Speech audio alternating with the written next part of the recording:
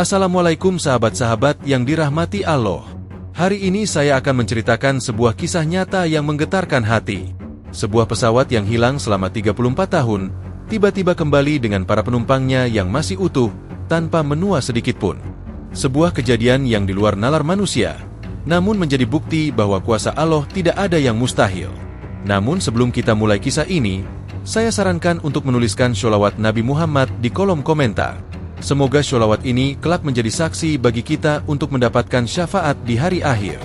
Jangan lupa untuk like dan subscribe channel ini, agar kisah-kisah penuh hikmah ini bisa terus tersebar dan menjadi amal jariah bagi kita semua. Matahari pagi bersinar hangat di Bandara Internasional Soekarno-Hatta.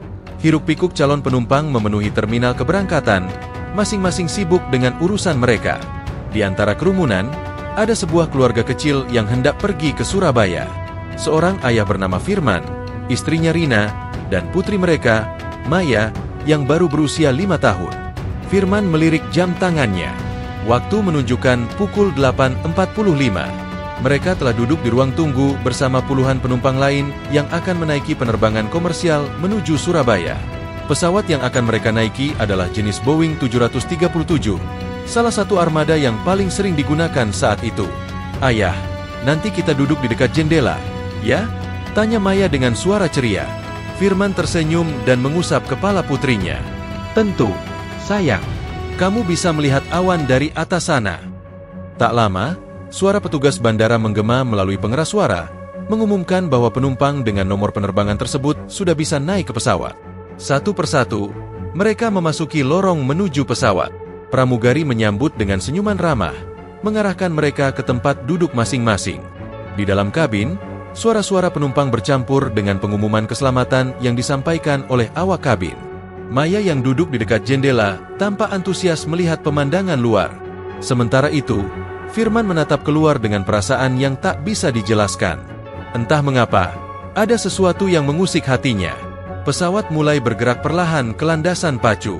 Mesin menderu, menandakan bahwa mereka siap lepas landas. Ketika pesawat akhirnya meninggalkan daratan dan mulai menembus awan, tidak ada yang menyangka bahwa perjalanan ini akan menjadi awal dari sebuah misteri yang tak terpecahkan selama puluhan tahun. Pesawat melaju dengan stabil di ketinggian 35.000 kaki. Langit cerah membentang luas, hanya dihiasi beberapa gumpalan awan putih. Para penumpang mulai bersantai. Ada yang membaca, berbincang, bahkan tertidur. Maya masih menempel di jendela. Matanya berbinar melihat lautan awan di bawah sana. Firman membuka majalah penerbangan yang ada di kantong kursi di depannya, namun perasaannya masih terasa ganjil.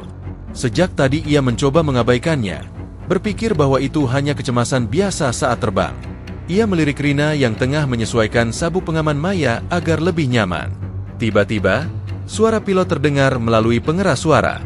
"Para penumpang yang terhormat, kita sedang memasuki sedikit turbulensi ringan. Mohon tetap mengenakan sabuk pengaman Anda." Goncangan kecil terasa, tidak terlalu mengkhawatirkan. Namun, tak lama kemudian, guncangan itu semakin kuat. Beberapa penumpang mulai saling berpandangan. Suara dengungan mesin terdengar lebih keras dari sebelumnya. Lampu di dalam kabin berkedip-kedip, lalu mendadak redup. Pramugari yang tadinya berdiri dengan tenang kini tampak tegang, berjalan cepat ke arah kokpit. Di luar jendela, langit yang tadinya cerah berubah menjadi kelam. Awan pekat menyelimuti pandangan, dan sesekali kilatan cahaya aneh terlihat dari kejauhan. "Ayah, kenapa gelap?"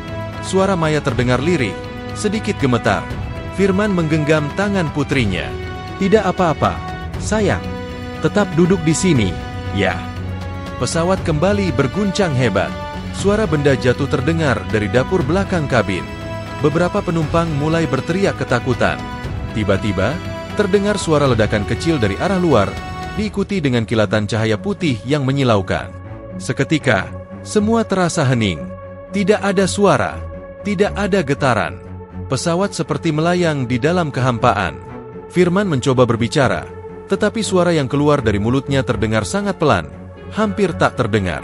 Maya menoleh ke ayahnya, matanya penuh kebingungan. Lalu, dalam sekejap, mereka menghilang begitu saja dari dunia. Di menara kontrol Bandara Juanda, petugas lalu lintas udara sibuk memantau layar radar yang menampilkan pergerakan pesawat di wilayah udara Jawa Timur. Beberapa pesawat komersial terpantau melintas dengan rute masing-masing. Namun, tiba-tiba, sesuatu yang ganjil terjadi. Penerbangan 574 dari Jakarta ke Surabaya, apakah Anda mendengar? Suara petugas menara kontrol terdengar jelas melalui radio komunikasi. Tidak ada jawaban. Di layar radar, pesawat yang seharusnya muncul sebagai titik bergerak perlahan kini mulai berkedip, lalu menghilang begitu saja. Petugas kontrol lalu lintas udara mengernyit. "Coba hubungi ulang," katanya kepada rekannya. Salah satu petugas segera mengambil mikrofon dan mencoba kembali. "Penerbangan 574, tolong konfirmasi posisi Anda." Hening. Beberapa petugas lainnya mulai saling berpandangan. Tak ada tanda-tanda gangguan cuaca yang cukup parah untuk menyebabkan hilangnya sinyal pesawat. Tidak ada panggilan darurat. Tidak ada laporan masalah teknis dari pilot sebelumnya. Pesawat itu lenyap begitu saja, seolah tidak pernah ada. Kepanikan mulai terasa. Tim segera menghubungi pihak maskapai, meminta kepastian apakah pesawat tersebut sempat melakukan pendaratan darurat di luar jalur. Namun, tak ada satupun bandara di sekitar yang menerima kedatangan pesawat dengan nomor penerbangan tersebut. Sementara itu, di ruang tunggu Bandara Juanda, keluarga para penumpang sudah bersiap menjemput orang-orang terkasih mereka. Namun, waktu kedatangan yang seharusnya sudah tiba berlalu tanpa ada tanda-tanda pesawat mendarat.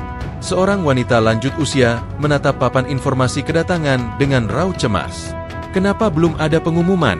bisiknya lirih. Tak lama, seorang petugas bandara datang dengan wajah tegang. Ia menaiki podium kecil dan berbicara melalui pengeras suara. "Kepada keluarga penumpang penerbangan 574, mohon berkumpul di ruang informasi. Kami akan memberikan pemberitahuan lebih lanjut." Suasana berubah tegang. Beberapa orang mulai berbisik, sementara yang lain merasa gelisah.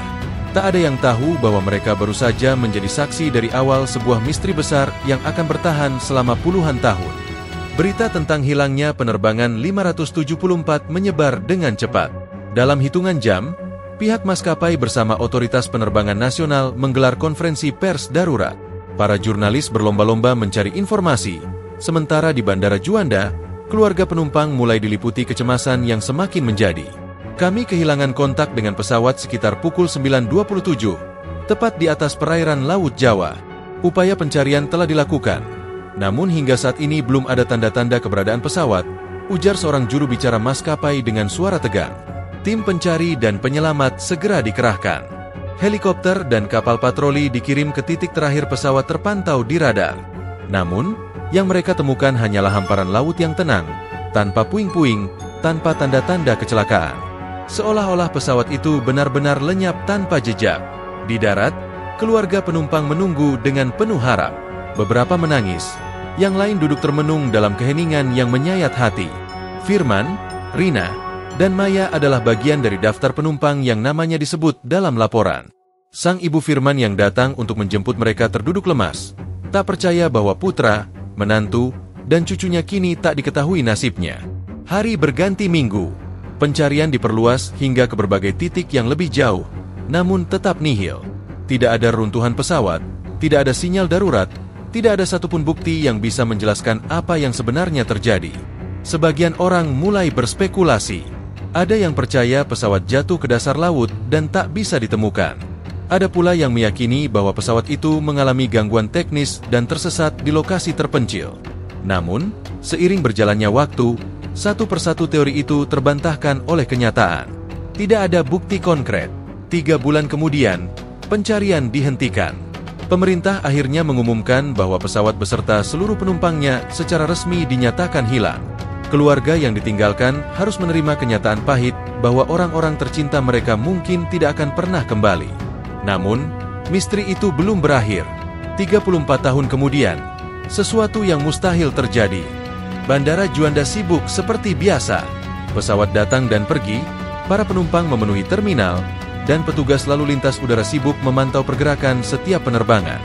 Tak ada yang menyangka bahwa hari itu akan menjadi hari yang menggemparkan dunia. Di menara kontrol, seorang petugas yang tengah mengawasi radar tiba-tiba mengernyit. Sebuah sinyal muncul entah dari mana, tepat di wilayah udara yang sama tempat penerbangan 574 menghilang 34 tahun lalu.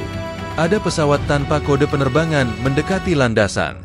"Coba hubungi mereka," ujar petugas kepada rekannya. Seorang operator segera mengambil mikrofon. Pesawat tak dikenal di ketinggian 5.000 kaki. Ini menara kontrol Bandara Juanda. Silakan identifikasi diri Anda. Hening. Petugas mencoba lagi.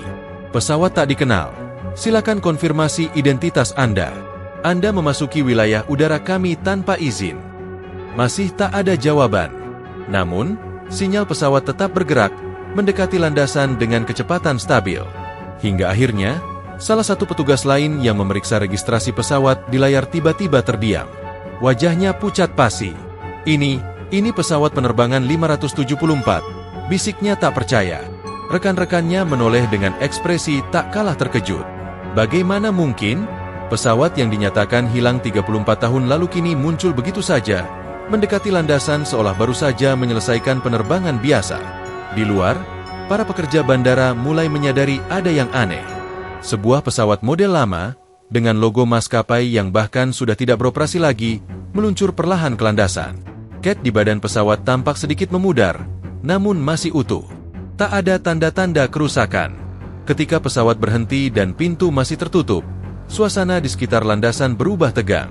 Tim keamanan segera dikerahkan, bersiap menghadapi segala kemungkinan.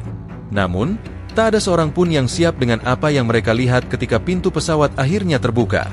Tangga pesawat perlahan dipasang. Para petugas bandara dan tim keamanan berdiri dengan waspada, menanti siapa yang akan keluar lebih dulu. Namun, tak ada pergerakan dari dalam. Tidak ada suara, tidak ada tanda-tanda kehidupan. Seorang teknisi akhirnya memberanikan diri naik, diikuti beberapa petugas lainnya. Dengan napas tertahan, ia menarik pegangan pintu dan melangkah masuk ke dalam kabin. Begitu berada di dalam, jantungnya hampir berhenti berdetak. Seluruh kursi penumpang terisi penuh. Mereka masih duduk dengan posisi yang sama seperti saat keberangkatan. Mata mereka terbuka, wajah mereka tenang, seolah baru saja melewati penerbangan biasa. Pakaian yang mereka kenakan masih sama seperti pada tahun 1990. Tidak ada tanda-tanda penuaan, tidak ada satupun yang berubah. Firman masih duduk di samping istrinya, Rina. Di pangkuan Rina, Maya tertidur dengan kepala bersandar di bahu ibunya. Seakan-akan mereka baru saja melewati perjalanan beberapa jam, bukan 34 tahun. Salah satu petugas menyentuh bahu seorang penumpang di barisan depan. Tubuhnya terasa hangat. Detak jantungnya ada. Orang itu masih hidup. Panik, tim medis segera dipanggil. Namun, saat mereka mencoba membangunkan para penumpang, sesuatu yang lebih mengejutkan terjadi.